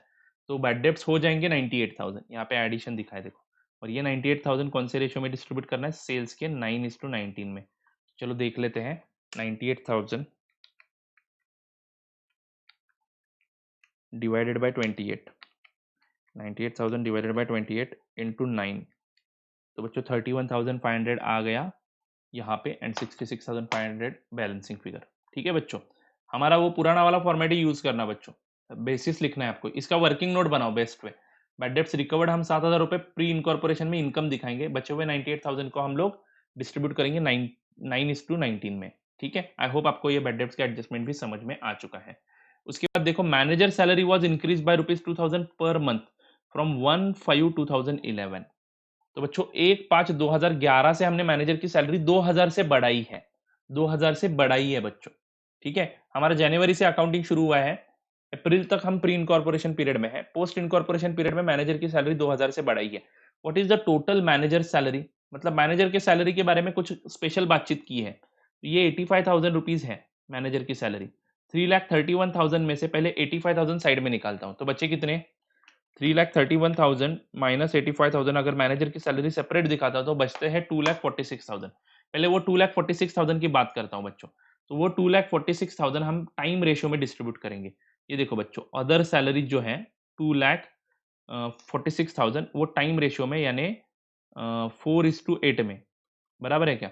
सो डिवाइडेड बाय 12 इंटू 4, तो 82,000 यहाँ पे आ गया, एंड 1,64,000 पोस्ट में लिख दिया हमने, बराबर है। तो ये आपको समझ में आ चुका है। अभी 85,000 की बात करेंगे बच्चों, 85,000 के बारे में सुन लो बच्चों। क्या हुआ है, पहले हम मैनेजर को एवरेज मंथली सैलरी अगर एक्स देते हैं, ऐसा एज्यूम करते हैं, ठीक है बच्चों, तो अप टू अप्रैल, बराबर है ना, January to April, January to April, X पर मंथ के हिसाब से टोटल सैलरी कितना हो जाएगा, 4 महीने का 4x हो जाएगा, बराबर है क्या। And from May to December we have increase his salary by ₹2,000। तो अगर पहले x देते थे, तो नेक्स्ट मंथ में 2,000 प्लस x दोगे, अदरवाइज x प्लस 2,000, पुरानी वाली सैलरी उसमें 2,000 की इंक्रीज करके दोगे। तो वैसे 8 महीने हैं, इंटू आप सैलरी कितना देते हो, 2,000 रुपए से बढ़ा के दे रहे हो। पहले तो x देते ही थे आप लोग, उसमें 2,000 रुपए आपने बढ़ाए। ठीक है, तो ये हो जाएगी सैलरी 8 इंटू एक्स प्लस 2,000, बराबर है क्या। I hope you are getting it. तो अभी आपको x निकालना पड़ेगा। अब पहले 4 महीने की सैलरी यानी 4x प्लस नेक्स्ट 8 महीने की सैलरी यानी 8 into X plus 2,000 is equal to, मिला के टोटल 12 महीने की सैलरी कितनी दी है इन्होंने, 85,000, यानी मुझे सैलरी पर मंथ यहाँ पे निकालना पॉसिबल है। ठीक है, तो 4x plus 8x plus 16,000, is it right, is equal to 85,000। अब इसको फर्दर सॉल्व करते हैं, 12x प्लस 16,000, अदरवाइज डायरेक्टली लिख देता हूं, 12x is equal to 85,000 minus 16,000, 69,000, x is equal to 5750, यानी हर महीने की सैलरी 5750 आ गई सिंगल रेट से, यानी हमारी जो बेसिक सैलरी है जनवरी टू अप्रैल पे किया हुआ, वो 5750 आया। तो ऐसी सैलरी मैंने 5750 मैंने 4 महीने के लिए पे की, बराबर है ना, पहले 4 महीने के लिए। तो यहाँ पे आ जाता है 23,000 रुपीज प्री इनकॉर्पोरेशन का खर्चा, और उसमें मैंने 2,000 बढ़ा के दे दिए अगले 6 महीने की 8 महीने की सैलरी। पोस्ट इनकॉर्पोरेशन की सैलरी में दिखा रहा हूँ, पोस्ट इनकॉर्पोरेशन की salary is equal to 8 into 5750 plus 2,000, बराबर है ना। तो 5750 प्लस 2,000 करता हूं, तो 7750 इंटू 8, तो 62,000 ये हो गई, बराबर है क्या। तो 62,000 प्लस 23,000, देख लो 85,000 आता है क्या, यस। तो 85,000 का ब्रेकअप मिल गया, प्री में जाएगा 23,000, पोस्ट में जाएगा 62,000। आई होप आपको समझ में आ रहा है। पर मंथ की सैलरी पहले एज्यूम करनी है आपको, एक्स एज्यूम करो, ठीक है, इंटू 4 करोगे तो 4x हो जाएगा पहले 4 महीने का सैलरी। बट इसके बाद हमने 2000 से सैलरी बढ़ाई है, तो पर मंथ की सैलरी उसके बाद हो जाएगी x प्लस 2000, और ऐसे 8 महीने की सैलरी हम पे कर रहे हैं। तो ये 4 महीने की और 8 महीने की सैलरी इक्वेट करता हूँ 85,000 के साथ, तो मेरे को एक इक्वेशन मिलेगा। x की वैल्यू आप उसके बेसिस पे फाइंड आउट कर लो एंड आप ये बाइफरकेशन कर पाओगे फिर 23,000, 62,000। आई होप आपको ये समझ में आ चुका है। बचे हुए एडजस्टमेंट आप लोग कर पाओगे, मेरे को गारंटी है। ठीक है, तो ये हो गया हमारे मैनेजर सैलरी के बारे में डिस्कशन। अब पीछे जाते हैं थोड़ा, और कौन सी एडजस्टमेंट है वहां पे देखते हैं। All investments were sold in April 2011। बच्चों अप्रैल 2011 में बेच दिया, मतलब प्री इनकॉर्पोरेशन पीरियड में ही बेच दिया है, तो ये जो लॉस ऑन इन्वेस्टमेंट है ये भी प्री में जाएगा, बराबर है। एज वेल एज ये जो इंटरेस्ट ऑन इन्वेस्टमेंट है ये भी प्री में जाएगा। तो आप लोग एक बार क्रॉस चेक करके देख लो, इंटरेस्ट ऑन यहाँ पे गया है प्री में, एंड लॉस भी आप देख लो बच्चों, loss on sale of investment भी गया है प्री में, क्योंकि पोस्ट इनकॉर्पोरेशन में इन्वेस्टमेंट ही हमारे पास नहीं है, प्री में ही हमने वो बेच दिया। अगर पोस्ट में होता तो इंटरेस्ट का प्रोपोर्शनेट अमाउंट टाइम रेशियो हिसाब से हम लोग पोस्ट में लिख देते। ठीक है, I hope you are getting it. The entire audit fees relates to the company, not a problem, very good. ऐसी इंफॉर्मेशन अगर आप लोगों को मिलती है तो इससे अच्छी बात क्या है। ठीक है, तो यहाँ पे इन्होंने बोला है कि पहले 4 महीने का जो पीरियड है वो प्री है, एंड दूसरे 8 महीने का जो पीरियड है वो पोस्ट है। अच्छी बात है, उन्होंने आपको टाइम रेशियो निकाल के नहीं, सोल्यूशन है क्या यहाँ पे, सॉरी सॉरी, तो टाइम रेशियो इन्होंने यहाँ पे निकाला है। एनीवे अब जरा सा सम अप कर लेते हैं। ग्रॉस प्रॉफिट आप डिवाइड करोगे सेल्स के रेशियो में, करेक्ट है क्या, क्योंकि सेल्स का रेशियो और जीपी का रेशियो सेम ही आएगा, क्योंकि आपका ग्रॉस प्रॉफिट दोनों पीरियड में कांस्टेंट है। इंटरेस्ट ऑन इन्वेस्टमेंट प्री में जाएगा। रेंट एंड टैक्सेस आप टाइम रेशियो के बेसिस पे डिवाइड करना। सैलरीज बताया मैंने, ऑलरेडी एक्सप्लेन। कैरेज आउटवर्ड, बच्चों कैरेज आउटवर्ड के लिए कौन सा रेशियो यूज करोगे, I think sales ratio use करना पड़ेगा कैरेज आउटवर्ड के लिए। ठीक है, तो कैरेज आउटवर्ड देख लो बच्चों, 4,500 इज टू 9,500 डिवाइड किया है, कितना है अमाउंट कैरेज आउटवर्ड का, यहाँ पे बोला है नोट में उन्होंने।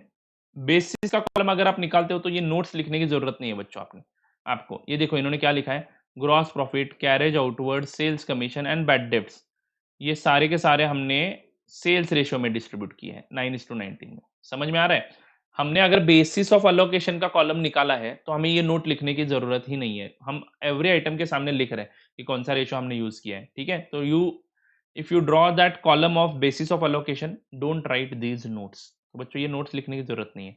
ठीक है, तो यहाँ पे उन्होंने बोला है, उसके बाद आगे बढ़ते हैं, मतलब ठीक है, carriage inward related, carriage outward is related to sales ना, तो बच्चों उसके लिए सेल्स रेशियो यूज होगा।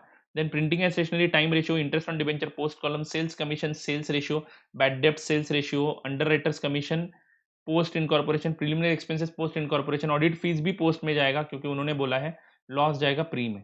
तो बच्चों इस प्रकार से इस क्वेश्चन को भी मैंने खत्म कर लिया है डिस्कस करके। आप इसको सॉल्व जरूर करना, अगर कुछ प्रॉब्लम आती है तो मेरे को ग्रुप पे एसएमएस कर देना, ठीक है, मैसेज कर देना, मैं उसके बारे में क्लैरिफिकेशन दूंगा। ठीक है, आई होप आपको ये भी समझ में आ चुका है। चलो आगे बढ़ते हैं, बस खत्म हो गए क्वेश्चंस, राइट। तो प्रैक्टिस क्वेश्चंस भी मैंने देखे हैं बच्चों, जिसमें आपको क्वेश्चन नंबर 1 एंड 2 सॉल्व करने में कोई दिक्कत नहीं है। Practice question number 1 and 2 solve करने में कोई दिक्कत नहीं है बच्चों। आपको सिर्फ प्रॉब्लम आने वाली है इलिस्ट्रेशन नंबर 3 में, इलिस्ट्रेशन नंबर 3 में जो छोटा सा है बट इंपॉर्टेंट है। ठीक है, तो इलिस्ट्रेशन नंबर 3 में एक बहुत ही इंपॉर्टेंट चेंज है जो आपको मैं बताना चाहूंगा। ये भी क्वेश्चन आप होमवर्क करने वाले हो, प्रैक्टिस क्वेश्चन आपको आप ही को सॉल्व करने हैं। तो question number 1 you can solve on your own, 2 you can solve on your own. उसमें कुछ दिक्कत आती है तो मेरे को प्लीज इन्फॉर्म करना मैसेज करके। ठीक है, अगर आपको कोई भी दिक्कत नहीं है तो कोई प्रॉब्लम ही नहीं है। ठीक है, आई थिंक मैंने पढ़ के देखा है वो question, similar items are there. ठीक है, ऊपर के 7 क्वेश्चन में जितने भी हमने सिमिलर आइटम्स देखे वो सभी के सभी हैं।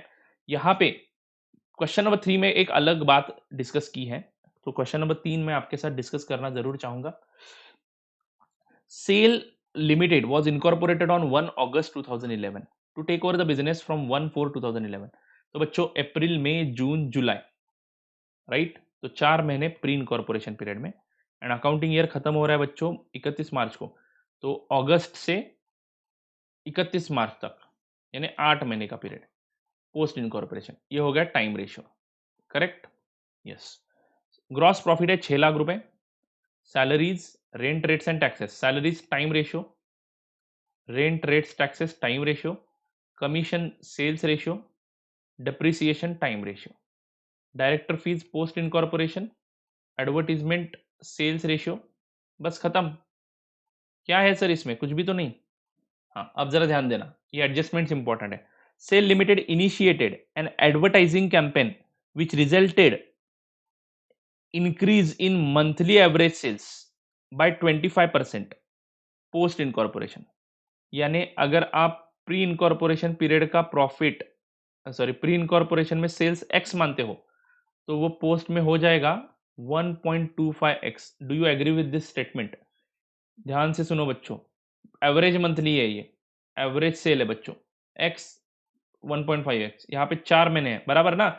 उन्होंने रीजन कुछ भी हो, उन्होंने बोला कि एडवर्टाइजिंग कैंपिंग किया, मतलब उन्होंने रीजन बताया कि सेल क्यों बढ़ा, क्योंकि हमने एडवर्टाइज ज्यादा की। चलो छोड़ दो, रीजन गया भाड़ में, मेरे को क्या देखना है, which resulted in increase in monthly average sale by 25% post incorporation. तो बच्चों मंथली एवरेज सेल हमारा 25% से बढ़ चुका है, ठीक है, पोस्ट इनकॉर्पोरेशन पीरियड में। तो अगर x मानता हूं तो 1.25x विल बी द, देखो ना, x अगर पुराना सेल है तो ये x के कंपैरिजन में x तो होगा ही, प्लस इंक्रीज कितने की होगी, x इंटू 0.25, 25% मतलब 0.25। तो बच्चों x प्लस 0.25x, ये x मतलब 1 होता है, तो 1x plus 0.25x is equal to 1.25x। I hope you are getting it. तो 1.25x is the post incorporation cell.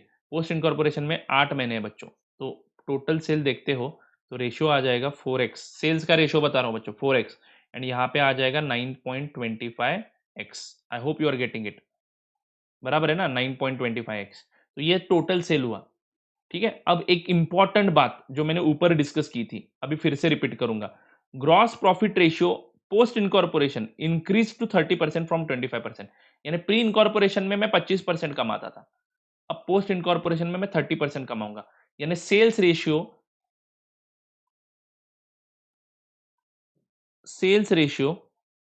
Is equal to GP ratio. अब हम समझते थे, वो कौन से एजम्पशन पे समझते थे, कि हमारा GP ratio post and pre में कांस्टेंट है, बट अभी ये चीज नहीं है बच्चों, क्लियर कट बोला है। तो क्या है, हमारे पास टोटल सेल्स है यहाँ पे 4x है, और यहाँ पे 9.25x है, बराबर है ना। ये सेल 4x है और यहाँ पे 9.25, इज इट 9.25? सॉरी, ऐड नहीं करना है बच्चों, एक्सट्रीमली सॉरी, मंथ है ना, मल्टीप्लाई करना है, extremely sorry my friends. 8 into 1.25, so 10x हो जाता है, सॉरी सॉरी सॉरी, मैंने ऐड कर दिया गलती से, मल्टीप्लाई करना है, ये मंथ्स है ना, number of months, average sale into number of months is equal to total sales, is it right? तो 8 महीने का सेल यानी 1.25 हर महीने का सेल, ऐसे 8 महीने हमने लगातार सेल की है, तो 10x टोटल सेल हो जाएगा। आई होप इट इज क्लियर। तो बच्चों 10x आपको समझ में आया, ये 4x आपको समझ में आया, ठीक है। तो ये सेल्स का रेशियो है। अब 4x जो सेल करता हूं प्री इनकॉर्पोरेशन पीरियड का, उस पे मैं 25% प्रॉफिट कमाता हूं। मतलब बाकी सारे ये जो यहाँ पे मैंने कमीशन डिस्ट्रीब्यूट करने के लिए बोला कि सेल्स रेशियो यूज करो, ये एडवर्टीजमेंट डिस्ट्रीब्यूट करने के लिए सेल्स रेशियो यूज करो, तो यहाँ पे आप 4:10 रेशियो यूज करोगे खर्चे डिस्ट्रीब्यूट करने के लिए। लेकिन जीपी आप सेल्स रेशियो से डिस्ट्रीब्यूट नहीं कर सकते हो, क्योंकि यहाँ पे GP ratio and sales ratio एक नहीं है। This is not equal to, sales ratio is not equal to GP ratio. How, I will tell you बच्चों। 4x अगर टोटल सेल्स है प्री इनकॉर्पोरेशन में, तो आपने उस पर 25% प्रॉफिट कमाया है, तो 4x इंटू 25%, तो 4 इंटू 25%, तो यहाँ पे आ जाता है x, बराबर है क्या, 4x इंटू 25% करते हो, 4x इंटू 25% करते हो, तो आ जाता है 1x, ठीक है बच्चों। तो 1x जीपी रेशियो हुआ प्री इनकॉर्पोरेशन का, और यहाँ पे 10 इंटू 30% करना पड़ेगा अभी, बराबर है ना। तो 10 इंटू 30% करता हूं, तो ये आ जाता है 3x। तो बच्चों जीपी रेशियो अलग से निकालना पड़ेगा आपको, जीपी रेशियो 1:3 हो गया। आई होप आपको ये क्वेश्चन का जो क्रक्स है वो समझ में आ रहा है। तो जीपी रेशियो हो गया 1:3। तो बच्चों जीपी आपको डिस्ट्रीब्यूट करना है 1:3 में, ठीक है। सैलरीज डिस्ट्रीब्यूट करने हैं 4:8 में, टाइम रेशियो, इसमें कोई दिक्कत ही नहीं है, तो time ratio. But commission on sales 1:3 में डिस्ट्रीब्यूट नहीं करना है बच्चों, उसका सेल्स रेशियो यूज करना है। उसका सेल्स रेशियो क्या है, 4:10 है, ठीक है। 4:10 का अदर फर्दर सिंप्लीकेशन करना चाहूं तो 2:5 कर सकते हो। ओके, हाँ, तो 4:10 लिखो, नहीं तो 2:5, डजंट मैटर। ठीक है, एडवर्टीजमेंट एक्सपेंडिचर भी आपको 4:10 में ही डिस्ट्रीब्यूट करना है, बस इतना ही है, बाकी कुछ डिफिकल्ट नहीं है इस क्वेश्चन में। तो आपको एक पॉइंट यहाँ पे समझाना है मेरे को, अगर आप ग्रॉस प्रॉफिट रेशियो कांस्टेंट नहीं रखते हो तो आपका जीपी रेशियो अलग आएगा, लेकिन उसके बारे में इंस्टीट्यूट बताएगा, तभी आपको ये दिमाग में लाना है। बाकी सारे केसेस में जहां जहां पे हमने पिछले क्वेश्चन सॉल्व किए, उस सभी क्वेश्चन में हमने एजम्पशन क्या लगाई है कि ग्रॉस प्रॉफिट रेशियो हमारा कांस्टेंट है।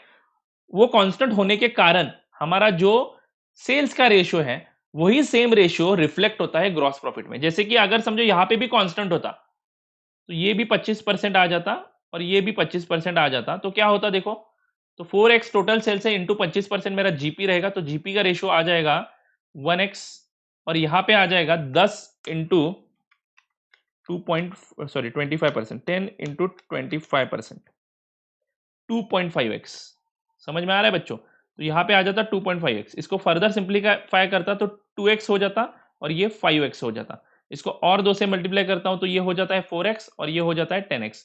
तो ये हमारे पुराने वाले सेल्स रेशियो की तरह ही हुआ। देखो, ये पुराना वाला सेल्स रेशियो 4:10x है और जीपी रेशियो भी 4:10x है। यानी अगर जीपी कांस्टेंट रहता है दोनों पीरियड में, तो सेल्स रेशियो रिफ्लेक्ट होता है हमारे ग्रॉस प्रॉफिट रेशियो में। Are you getting it? तो ये पॉइंट बहुत ही इंपॉर्टेंट है। लेकिन जीपी बदल जाता है, ग्रॉस प्रॉफिट का रेशियो बदल जाता है, तो हमारा ग्रॉस प्रॉफिट रेशियो अलग आएगा, सेल्स रेशियो अलग आएगा। तो सेल्स रेशियो बाकी सारी जगह पे यूज करना सेल्स रिलेटेड खर्चे बांटने के लिए, बट जीपी बांटने के लिए आपको जीपी रेशियो ही यूज करना पड़ेगा। तो इसका आंसर मैं आपको दिखाना चाहूंगा, जीपी इन्होंने 1:3 में डिस्ट्रीब्यूट किया है। क्वेश्चन नंबर 3 का आंसर ये देखो बच्चों, time ratio, sorry, question number 3 यहाँ पे शुरू होता है। तो देखो आप लोग बच्चों, जीपी इन्होंने 1:3 में बांटा है और सेल्स देखो 2:5 में, यानी 4:10। ठीक है, सेल्स कमीशन, बाकी सिंपल है, बाकी कुछ भी नहीं है इस क्वेश्चन में। तो ये भी आप आराम से घर में बैठ के सॉल्व कर सकते हो। ठीक है बच्चों, तो इसी के साथ हमारा ये टॉपिक खत्म होता है। Question number 2 and practice question number 2 and 1 बहुत ही इजी है, उसमें कुछ है ही नहीं। आप लोग देख लो बच्चों, प्रैक्टिस क्वेश्चन नंबर 1, ये आंसर है, सॉरी। तो प्रैक्टिस क्वेश्चन नंबर 1 आपको यहाँ पे दिखाना चाहूंगा। Sneha limited was incorporated on 1 July 2011, acquiring to acquire a running business from 1 April 2011। तो 1 जुलाई को इनकॉर्पोरेशन हुआ, 1 अप्रैल को एक्वायर किया, मतलब पहले अप्रैल मई जून 3 महीने का पीरियड जो है वो प्री इनकॉर्पोरेशन है, एंड बचा हुआ 9 मंथ्स का जो है वो पोस्ट इनकॉर्पोरेशन है। ड्यूरिंग द ईयर 2011-12, यानी 31 मार्च को खत्म होता है अकाउंटिंग ईयर, तो बचे हुए 9 मंथ्स पोस्ट इनकॉर्पोरेशन में जाएंगे। सेल्स है बच्चों 24 lakh rupees, of which 4,80,000 were for the first 6 months. तो बच्चों टोटल सेल्स है 24 लाख रुपीज, उसमें से 4,80,000 कौन सा है, फर्स्ट 6 मंथ्स का है, यानी अप्रैल टू सितंबर का सेल है ये 4,80,000। The gross profit of the company 3,90,800, the expenses debited to the P and account, directors fees post में जाएगा, बैड डेब्ट्स सेल्स के रेशियो में डिस्ट्रीब्यूट करना है, advertising 24,000 under contract amounting to ₹2,000 per month. तो बच्चों ये कॉन्ट्रैक्ट है 2000 पर मंथ का। ठीक है, सेल्स के साथ किसका कोई रिलेशन है क्या, नहीं। तो एडवर्टाइजिंग खर्चा देखो बच्चों, यहाँ पे सेल्स रेशियो इन्होंने यूज किया होगा, क्योंकि it is a contractual agreement. समझ में आ रहा है क्या? हम बाकी के केसेस में एज्यूमशन क्या करते हैं कि सेल्स जहाँ पे ज्यादा हो रहा है वहां पे एडवर्टाइजिंग ज्यादा की होगी, लेकिन इन्होंने कॉन्ट्रैक्ट ही दे के रखा है, 2000 महीने का खर्चा होने ही वाला है। सेल्स अगर जीरो भी होता है तो 2000 का खर्चा होगा ही। तो यहाँ पे एडवर्टाइजिंग का खर्चा हमें टाइम रेशियो में बांटना है, क्योंकि क्वेश्चन में क्लियर कर दिया है कि ये कॉन्ट्रैक्चुअल एग्रीमेंट है। तो ये एक पॉइंट आपको यहाँ पे ध्यान में रखना पड़ेगा क्वेश्चन नंबर 1 में, एडवर्टीजमेंट के बारे में जो एक इंपॉर्टेंट जानकारी उन्होंने दी है। Under contract amounting to ₹2,000, salary and general expenses time ratio, preliminary expenses post में जाएगा, donation to a political party given by company, clear cut बोला है, तो ये भी पोस्ट में जाएगा। ठीक है बच्चों, यहाँ पे सेल्स रेशियो निकालना इंपॉर्टेंट है। अब सेल्स रेशियो निकालोगे कैसे? अरे पहले 6 महीने का सेल्स आपको दिया है, वो 6 महीने का सेल्स टाइम रेशियो में डिवाइड करो। 6 महीने में से 4 महीने प्री इनकॉर्पोरेशन के हैं और बचे 2 महीने पोस्ट इनकॉर्पोरेशन के। तो सेल्स अप टू 30 जून कैसे निकालोगे? 4,80,000 is sales of first 6 months, उसमें से 3 महीने का जून तक, यानी हाफ करेंगे, 4,80,000 का हाफ 2,40,000 जाएगा प्री इनकॉर्पोरेशन में, एंड बचा हुआ जो है 24 लाख प्लस ये 2,40,000, अदरवाइज 24 लाख में से ये 2,40,000 निकाल दो, ये प्री इनकॉर्पोरेशन वाला, आपको पोस्ट इनकॉर्पोरेशन का सेल मिल जाएगा। ठीक है बच्चों, आई होप आपको ये समझ में आ जाएगा, इसमें कोई बड़ी बात नहीं है।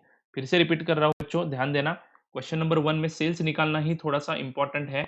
सेल्स इन्होंने पूरे साल का बताया है 24 लाख, ठीक है, उसमें से पहले हाफ का, फर्स्ट हाफ का, यानी अप्रैल टू सितंबर का, अप्रैल टू सितंबर का सेल कितना बताया है, 4,80,000। हमारा प्री इनकॉर्पोरेशन पीरियड जून तक आता है, 30 जून तक। तो बच्चों प्री इनकॉर्पोरेशन पीरियड 30 जून तक आता है, मतलब इसमें से आधा, यानी 2,40,000 अप्रैल टू जून का हो जाएगा, एंड 2,40,000 जुलाई टू सितंबर का हो जाएगा। तो जुलाई से आगे तो पोस्ट इनकॉर्पोरेशन है, तो ये 2,40,000, और यहाँ पे बैलेंस कितना आता है, 24 लाख माइनस 4,80,000, 19,20,000। तो बच्चों ये 19,20,000।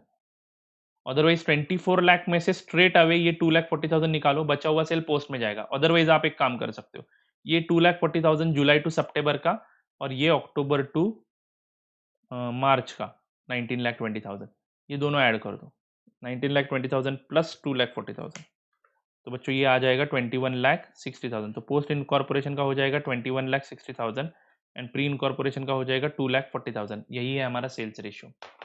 समझ में आया रहा बच्चों, 2,40,000।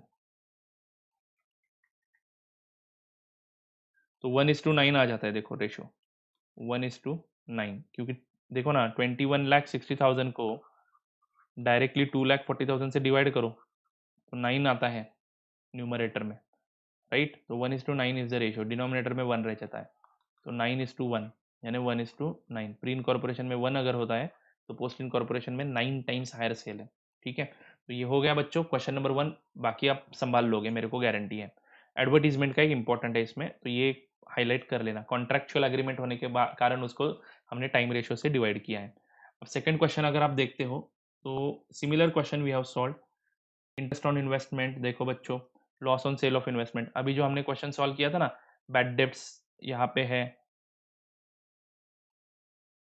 एवरेज मंथली सेल डबल्ड, ऐसा एडजस्टमेंट हमने देखा है, जीपी रेशियो कांस्टेंट। अभी जो इलस्ट्रेशन 7 हमने सॉल्व किया, exactly similar like that, exactly similar like that. So बच्चों यहाँ पे कुछ एडजस्टमेंट एडिशनल है, बट वो भी हमने, सैलरी डबल्ड है तो सैलरी का रेशियो आपको अलग से निकालना है, एक एडिशनल स्पेस एक्वायर किया, मतलब combination of illustration number 4 and 7 है ये। ठीक है, तो आई होप कि आपको ये भी आ जाएगा, इसमें कुछ एक्सप्लेन करने लायक है नहीं, तो you solve this as a homework. ठीक है, तो इसी के साथ इस टॉपिक को हम खत्म करते हैं, कल से हम एक नया टॉपिक शुरू करेंगे। ठीक है बच्चों, आई होप आपको ये समझ में आ चुका है। Thank you very much for your patience and God bless you.